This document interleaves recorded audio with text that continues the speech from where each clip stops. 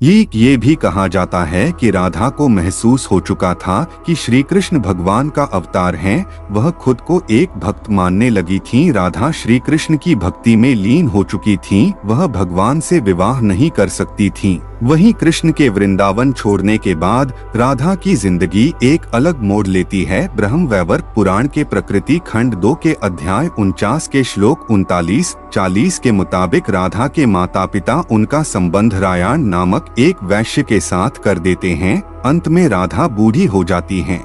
इस दौरान राधा को महसूस होता है कि कृष्ण के साथ भौतिक रूप से नजदीक रहने का कोई मतलब नहीं है। इसके बाद वह द्वारका को छोड़ देती है। एक दिन राधा के समक्ष अचानक भगवान श्री कृष्ण प्रकट होते हैं और उनसे उनकी इच्छा प्रकट करने के लिए बोलते हैं। इस दौरान राधा कुछ नहीं बोल पाती हैं। श्री कृष्णा रामानंद सागर द्वारा निर्देशित एक भारतीय टेलीविजन धारावाहिक है। मूल रूप से इस श्रृंखला का दूरदर्शन पर साप्ताहिक प्रसारण किया जाता था। यह धारावाहिक कृष्ण के जीवन से संबंधित कहानियों पर आधारित है। गर्ग संहिता, पद्म पुराण, ब्रह्मवैवर्त पुराण, अग्नि पुराण, हरिवंश पुराण, महाभारत, भागवत पुराण, भगवद गीता आदि पर बना धारावाहिक है। सीरियल की पटकथा, स्क्रिप्ट एवं काव्य में बड़ौदा के महाराजा सयाजीराव विश्वविद्यालय के हिंदी विभाग के अध्यक्ष डॉ विष्णु विराट जी ने महत्वपूर्ण भूमिका निभाई कि जब दोनों के बीच इतना प्रेम था तो कृष्ण ने राधा से विवाह क्यों नहीं किया। 16,108 रानियों में एक राधा क्यों नहीं थी। इस साल 19 अगस्त को कृष्ण जन्माष्टमी का पर्व मनाया जा रहा है। कृष्ण जन्माष्टमी के मौके पर जानिए कृष्ण और राधा की प्रेम कहानी के बारे में। आखिर कृष्ण ने राधा से शादी क्यों नहीं की थी। राधा जी से जुड़ी कई अन्य मान्यताएं भी हैं। ब्रह्मवैवर्त पुराण के अनुसार राधा का विवाह रायान नाम के व्यक्ति से हुआ था, जो कि माता यशोदा के भाई थे। यानी रिश्ते में राधा कृष्ण की मामी लगती थीं। हालांकि अन्य पुराणों में ऐसा जिक्र नहीं मिलता। पद्म पुराण के मुताबिक राधा वृषभानु नाम के एक गोप की पुत्री थीं। कुछ विद्वान मानते हैं कि राधा का जन्म यमुना नदी के पास स्थित रावल गांव में हुआ था। बाद में उनके पिता बरसाना में आकर बस गए थे। हालांकि कुछ लोगों का यह मानना है कि राधा का जन्म बरसाना में ही हुआ था। बरसाना में राधा जी को लाडली कहा जाता है। ब्रह्मवैवर्त पुराण के अनुसार राधा जी कृष्ण से 4 साल बड़ी थीं और उनकी मित्र थीं। एक कहानी के अनुसार राधा ने श्री कृष्ण को पहली बार तब देखा था जब माँ यशोदा ने कृष्ण को उखल से बांध कर रखा था। कहा जाता है कि कृष्ण को पहली बार देखते ही राधा बेसुध सी हो गई थी। कृष्ण को देखते ही राधा को उनसे प्रेम हो गया था। राधा को ऐसा आभास हुआ जैसे कि कृष्ण के साथ उनका कोई पूर्व जन्म का रिश्ता हो। थी राधा।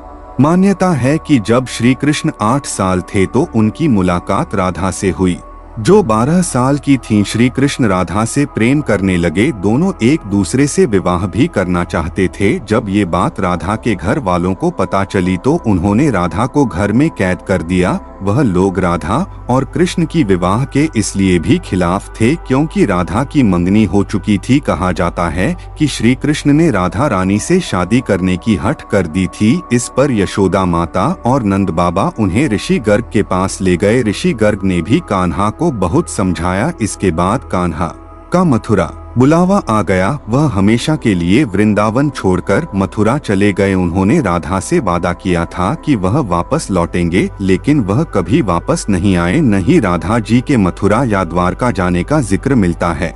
जब भी प्रेम की बात होती है, भगवान श्री कृष्ण का नाम सबसे पहले आता है। श्री कृष्ण को प्रेम और स्नेह का प्रतीक माना जाता है। पुराणों के अनुसार श्री कृष्ण की 16,108 रानियां थीं। श्री कृष्ण की मुख्य रानियों में रुक्मणी, सत्यभामा का नाम शामिल है। इसके अलावा बाल्यावस्था में श्री कृष्ण के गोकुल में गोपियों संग रासलीला की कहानियां आज भी मशहूर हैं। हालांकि सभी को प्रेम और स्नेह का पाठ पढ़ाने वाले श्री कृष्ण का नाम सिर्फ राधा के साथ ही लिया जाता है।